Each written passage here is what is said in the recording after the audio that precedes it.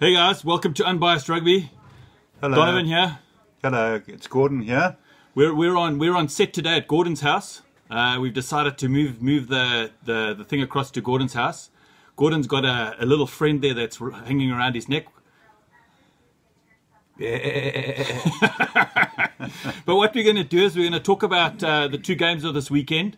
But we'll do the Argentinian-Australia game first because that one was really late, and I don't think you watched it. No, I didn't watch it. It was too late at night. 12 o'clock or something. Hopper's 12. So I watched it. I watched it this morning, and I must admit, I'm a big hater of that cliche, a game of two halves. But that desperately was a game of two halves. I think Australia at halftime were 28 or 31. Argentina were 31-7 in the lead at halftime. I think it was 31-7 or 28-7, and Australia in the second half pulled it all out of the bag and won 45-34. So very good. Proud of you, Australia. Yeah, I think it was really good. Australia did pull out from the first half. I thought, Cheika's going to lose his job super quick, but so we've got some onlookers here that are just giggling. They're called the Giggle Girls. Jane's making you a smoothie. Oh no, Joe. Gordon's got this love affair with smoothies because he's been quite sick, so we've been plying him with smoothies. If he knows what Jane puts in them, he would never drink them at all. Hey guys, viewers, I used to be a big, strapping youngster. Now look at me, I'm a little skinny old man. But let's get back to that game. So I did watch it. I thought Argentina played really well the first half. I thought the second half the wheels just came off completely off. But credit to Australia, they really did pull it out of the bag, and well-deserved victory for them. But I still don't. It wasn't as such an impressive game as the Springboks All Blacks game. Oh no, you could never ever. I doubt it. Replicate that game. That was just too smart yesterday. It was brilliant. So. That was the Australia-Argentina game. So Argentina get the wooden spoon this year. But in saying that, I still think this is Argentina's best year by far. They actually won two games this rugby championship. One against the Springboks at home, and they beat Australia in Australia.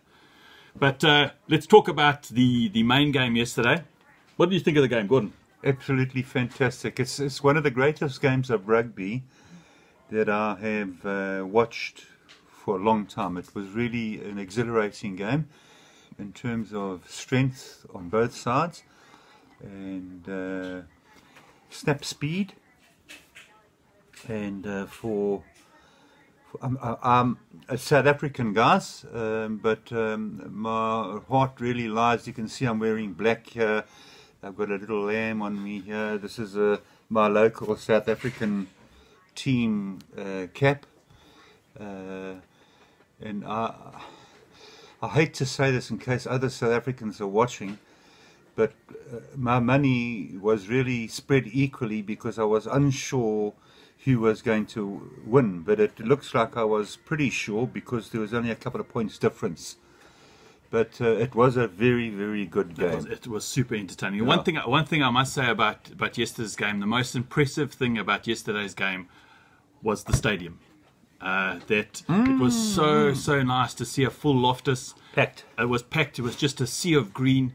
And for these last three games, the one in New Zealand, which was also full. Yeah. The one in Port Elizabeth, which was full. I actually found out the reason why there were empty seats was that the tickets. Companies bought big blocks of tickets, and a lot of people didn't rock up on the day. And the one in Pretoria, that's literally. And Pretoria was full. Was also full. Yeah, I think if there's 4 or 5 seats spare, that's a hell of a lot. So over those three games, there must be at least 130, 140,000 people that actually went to attend the game. Yeah, exactly. So I thought that was the most impressive thing about the game. The game yesterday was the actual crowd. I thought it was a magnificent game. That first half was just so. It was. You could see it was two sides that were trying to figure each other out. Having large crowds, because I've said it before, it accelerates the crowd and the spectators, and collectively the spectators and the crowd. I mean, well, that's the same thing. Yeah. send some type of special power into the sides that are playing, more specifically here, South Africa, because Exactly. they're playing here, and just gives them that bit of energy and go in them. But you know, I can't say I'm sad South Africa lost. I did in the beginning think that South Africa would win right up to half-time, right halfway through half-time, before the All Blacks started scoring. The second half, yeah. Yeah, second half, sorry. And I would have thought, you know, oh, they would have won because it was so close. And it reminds me of the World Cup in '95 when Joel Stransky put the drop kick over, and you know, and you know, a lot of places I've been reading, they've been talking about how the Springboks threw it away. You know, they threw yesterday's game. Yeah, they threw in the end, and I try to look at it a little bit differently, and I try to say, you know, the All Blacks, they showed their class, they showed why they're the best team in the world. Stamina as well, eh? You know, they've been in that position before. Yeah. They know how to grind out a game. Those last 2 tries that they did were direct forward tries, you know, from their forwards, keeping it tight and close. And they showed why they have so much more experience than the Boks. That they know how to have the game management to be able to play the game out. I felt that the New Zealand bench brought a bit more than the Springbok bench. They kept the intensity up. They brought something special. But you know, I've also been reading in quite a few places they're saying, well, why did we take Marks off and why did we take off Faf?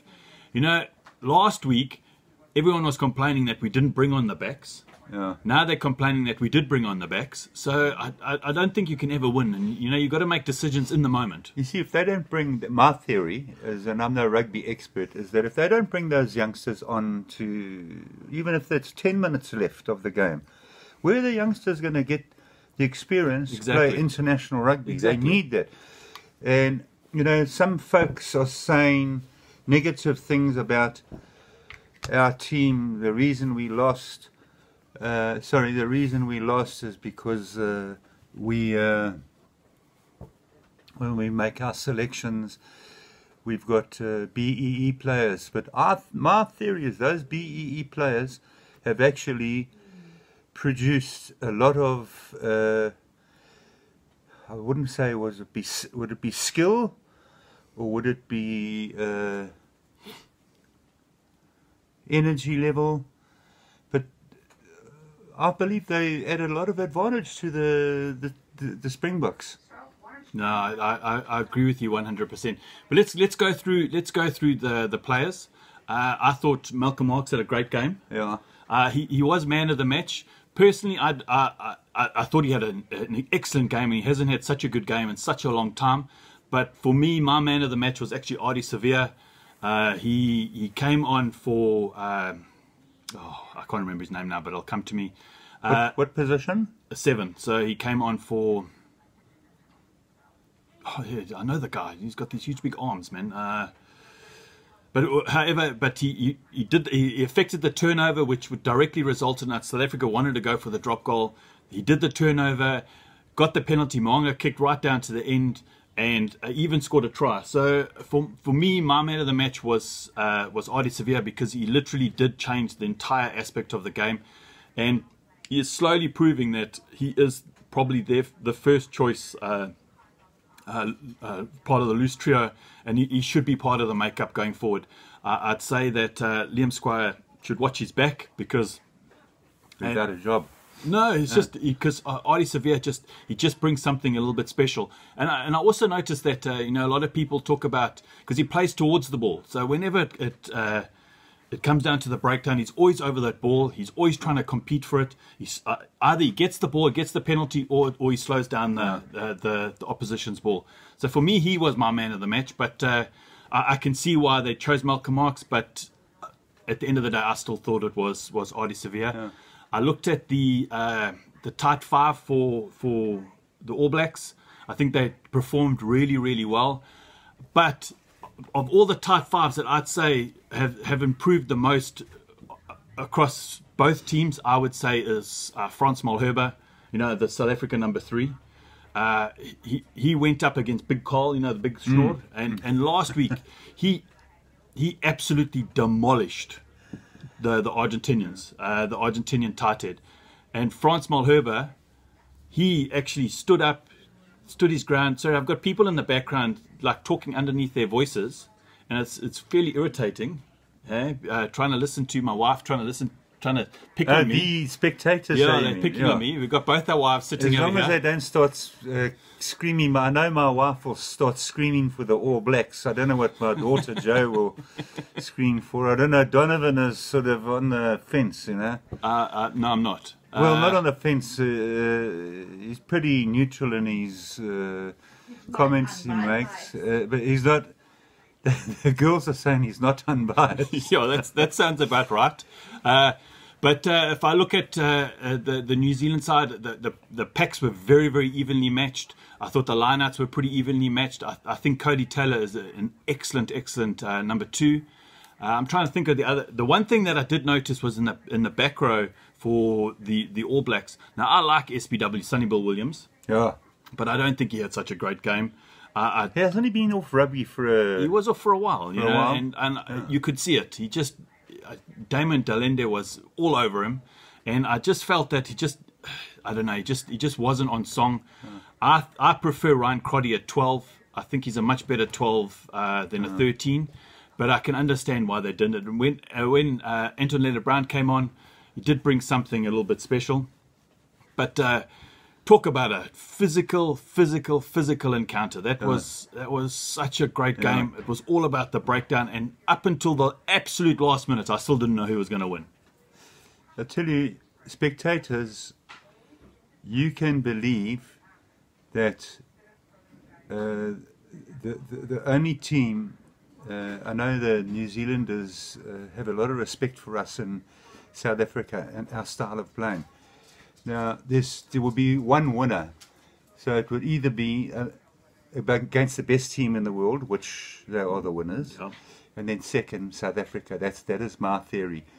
And I believe as long as you've got ears on your head, there will be the New Zealanders pumping up the score and winning, what do they call them, competitions in there. I don't know who this guy is anymore.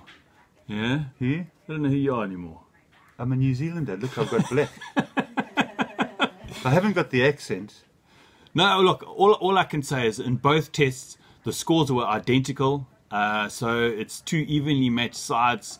I do think that I think the reason why South Africa most teams play a lot better game when they play against New Zealand. They pick up the intensity. They really want to play the best style of rugby that they can. So they always try to play the best that they can. So everyone brings the best possible selves against New Zealand, and I actually forgot my whole point. But sounds like me, eh?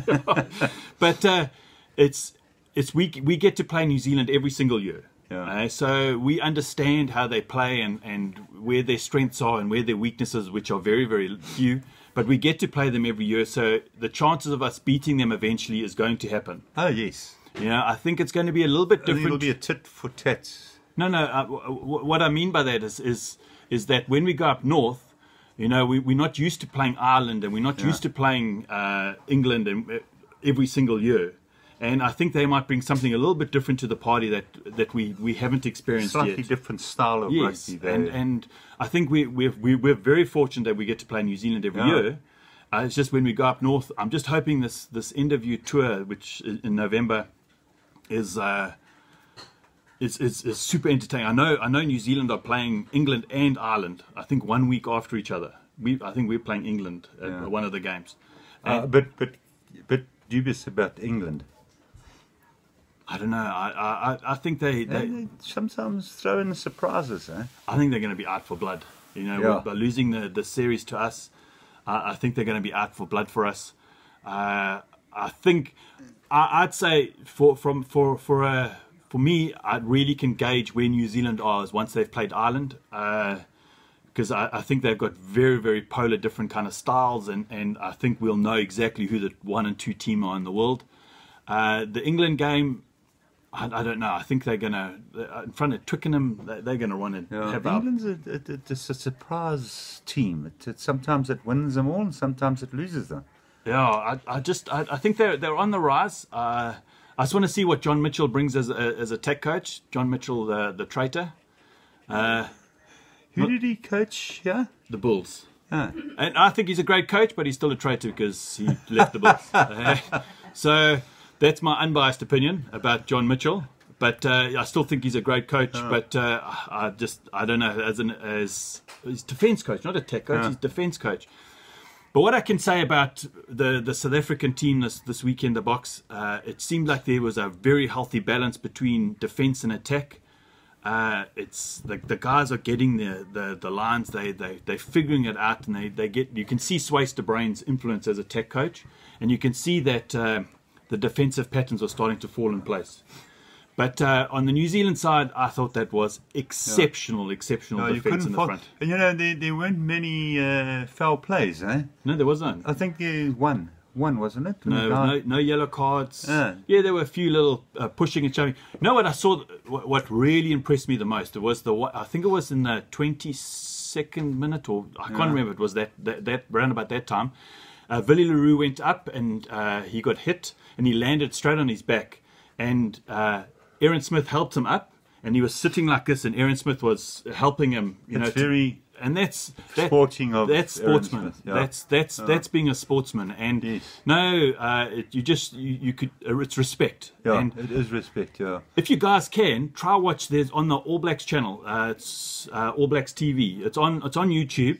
Watch the reaction of the All Blacks when they actually won that game, and how much it actually meant to them to actually win in Pretoria.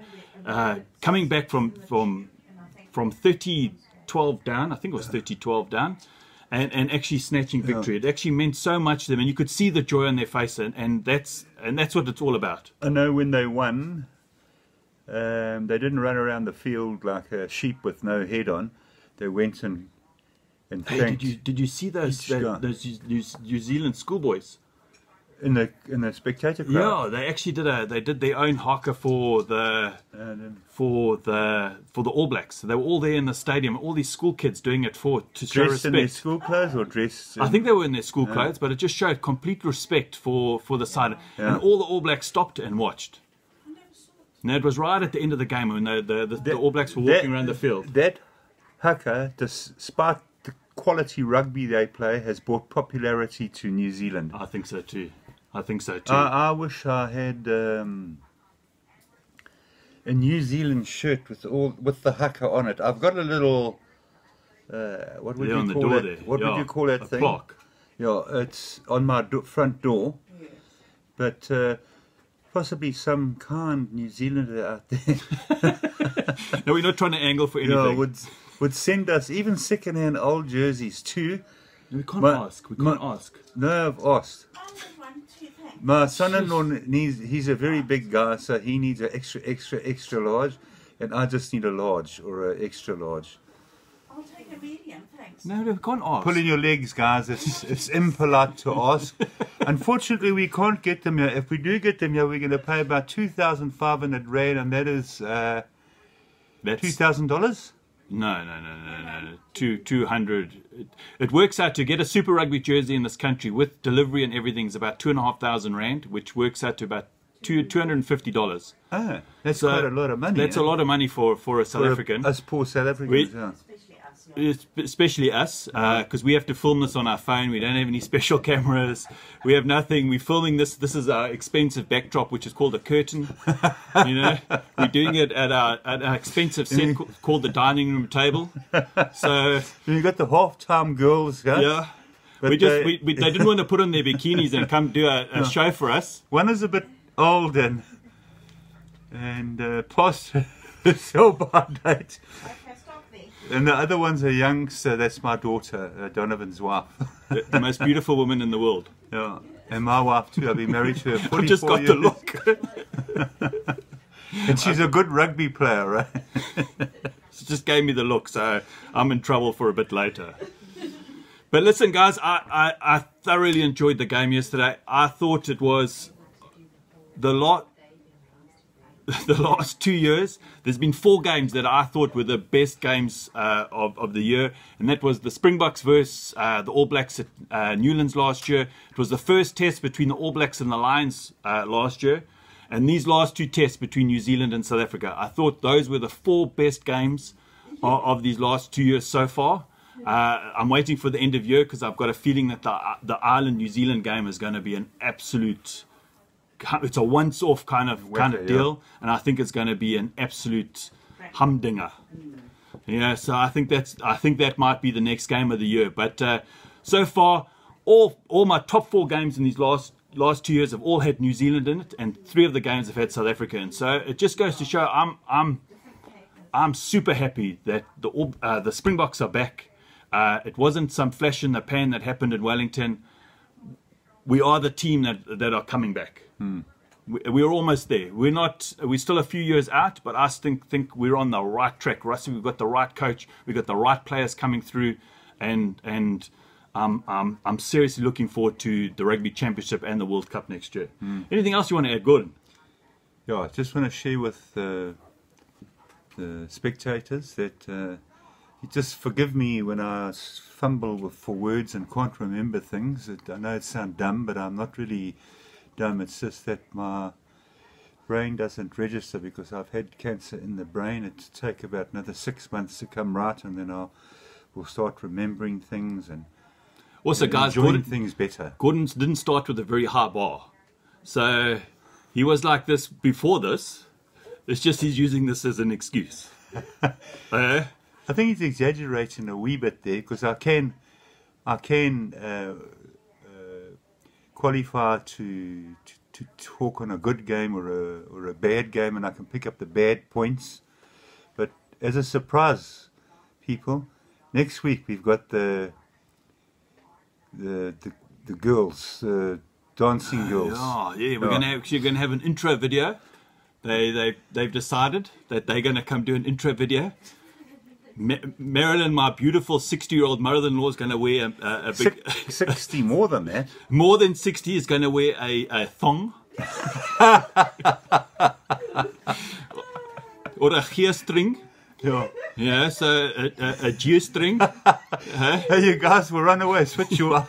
And then we'll just get those stars, you know, the stars for the top, and they can sit there like this. But listen, guys, we had such a great weekend in rugby. Everyone was there on the couch watching it. We even had my Gordon's sister was there. The only other Springbok supporter besides myself in the room. Everyone else was bloody screaming for the All Blacks. So welcome to my world. And but listen, guys, it was such a great weekend of rugby. I enjoyed it thoroughly. Anything else you want to add, Gordon? No, nothing much. But listen, guys, I hope you have a wonderful week, and here's looking forward to when will more we see? Have we actually asked the spectators if they'd like us to do a profile on each? They've said yes. Notable player. They've said yes. So what we're going to do is from the good teams. What we're going to do is we're going to try.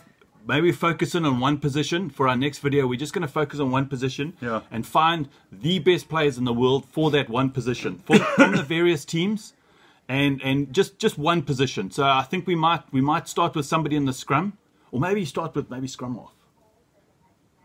Actually, I don't really know much about scrum offs. Let's do. We'll look on New Zealand TV, All Black TV. Yeah. And we can actually see who they've been punching there, so we can actually follow suit and add a little bit of glory to it. Okay, so we're going to choose a player for our next video, and not just a player, but a position, and just look at the best players around the world for that position everywhere. Yeah.